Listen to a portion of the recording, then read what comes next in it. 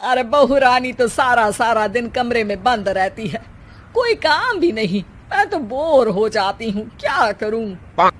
तभी मीना की सहेली रीना उससे मिलने आती है। अरे मेरे घर का भी यही हाल है। बेटा ऑफिस और बहू कमरे में बंद, समय काटे नहीं कटता। लेकिन अब सच मानो तो वक्त ही नहीं है कि वक्त से रोटी भी खा लूं। अरे बहन, मुझे भी बता दे कौन सा जादू चलाया है। अब जिंदगी के बचे कुचे दिन आराम से काट लूं। दीवारें देख देख कर तो बोर हो गई हूँ मैं। रीना मीना को एक स्मार्टफोन देती है।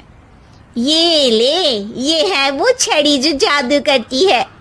इसमें मैंने तेरा फेसबुक अकाउंट भी बनाया है, एंजल प्रिया के नाम से। बस अब यहाँ दोस्त बना और सबसे बातें कर। सास को पहले तो उतना समझ नहीं आता है, लेकिन धीरे धीरे वो उसकी आदत डाल लेती है। माँ जी जल्दी से खाना खा लीजिए, मुझे थोड़ा काम है। अरे तू जा, मैं खा लूंगी, अभी वक्त नहीं है। और सासू माँ मोबाइल में मुंह गड़ाए जवाब दे देती है।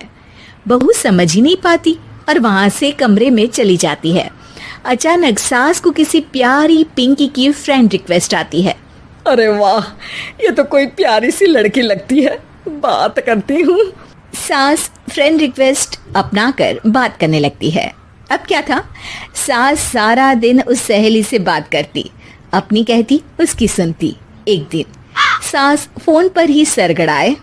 अरे बहू, जरा मंदिर के लिए थाली सजा दे, आज कीर्तन है। बहू फोन पर किसी को मैसेज टाइप करते कहती है। माँ जी क्या है, अब मुझे क्या पता कि आपको कौन कौन से भगवान की पूजा करनी होती है। तभी सास के पास कोई मैसेज आता है। अच्छा अच्छा ठीक है, रहने दे, मैं ही कर लूंगी। अब मैंने मना थोड़ी ना किया है, कर देती हूँ मैं। अब मैंने भी बोला ना कि थोड़ी देर में बात करती हूँ, तो मैं ही कर लेती हूँ, तू जा अपने कमरे में। बहू वहां से चली जाती है। सास मंदिर पहुंचती है और मंदिर की सीढ़ियों पर बैठकर सास फोन पर लिखती है। अरे मेरी बहू सारा दिन अपने कमरे में बैठी रहती है। वहां से रिप्लाई आता है। मैं आपकी बहू को तो जानती नहीं हूँ, लेकिन हाँ एक बात है, हो सकता है आपने उसे ताने दिए होंगे या फिर उसका दिल दुखाया होगा। ऐसा करने पर बहुओं का मन ससुराल से हट जाता है।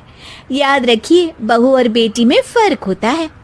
सास घर जाती है और बहू से बड़े ही प्यार से बात करती है, उसके लिए खाना बनाती है, उसे गिफ्ट में साड़ी भी देती है। जिसके बाद अगले दिन, माँ जी चलिए, आज मैं भी आपके साथ मंदिर चलती हूँ। आते वक्त भोले भैया के गोलगप्पे खाकर आएंगे। अरे हाँ बहू, ये तो अच्छा है, चलो। सास मन में सोचती है कि उसकी फेक बुक वाली दोस्त कितनी अच्छी है। उसके समझाने से उसे उसकी बहू वापस मिल गई। वो बहू को अपनी दोस्त के बारे में बताने का सोचती है, लेकिन फिर चुप हो जाती है। बहू फोन पर टाइप करती है। मेरी सास मुझे नौकरानी समझती है, एक गिलास पानी तक खुद नहीं लेती। मन तो करता है कि बोल दूं, मैं बहू हूँ, कोई नौकरानी नहीं। वहां से रिप्लाई आता है। देखो, तुम्हारी सास को तो मैं भी नहीं जानती, लेकिन वो बुजुर्ग होंगी। पूरा जीवन उन्होंने घर गृहस्थी चूल्हा चौका में निकाल दिया। और फिर तुम ये भी मत भूलो कि जिस पति पर तुमको इतना गर्व है, उसे भी शिक्षा उन्होंने ही दी है। तो जिसने तुम्हें इतना दिया, क्या तुम उनकी थोड़ी सी सेवा नहीं कर सकती? बहू भी अगले दिन से सास का सारा काम करती, उनके पैर दबाती, उनका ख्याल रखती, उनके साथ घूमने जाती। एक दिन सास, बहू ये लो मेरा हीरे का हार। पहले तो सोचा था कि अपनी बेटी को दूंगी, लेकिन आज जब मेरे हाथ पैर में दर्द था तो तुम मेरा साथ दे रही थी। समय पर खाना पानी देकर तुमने ही मेरा बुढ़ापे में साथ दिया। उसके हिस्से का बहुत कुछ मैं उसे दे चुकी हूँ, लेकिन ये अब तेरा। बहू तो ये देखकर खुशी से उछल ही जाती है। वो सास को गले लगाकर कहती है। माँ जी आज सच में बहुत अच्छी है। भला हो उस एंजल प्रिया का, जिसने मुझे आपसे वापस मिलवा दिया, वरना मैं तो हमेशा आपको गलत ही समझती। मैं तो सोचती थी काश वो एंजल प्रिया मेरी सास होती। क्या नाम लिया बहू? एंजल प्रिया तेरी फेक बुक फ्रेंड है? हाँ माँ जी, वो बहुत अच्छी है।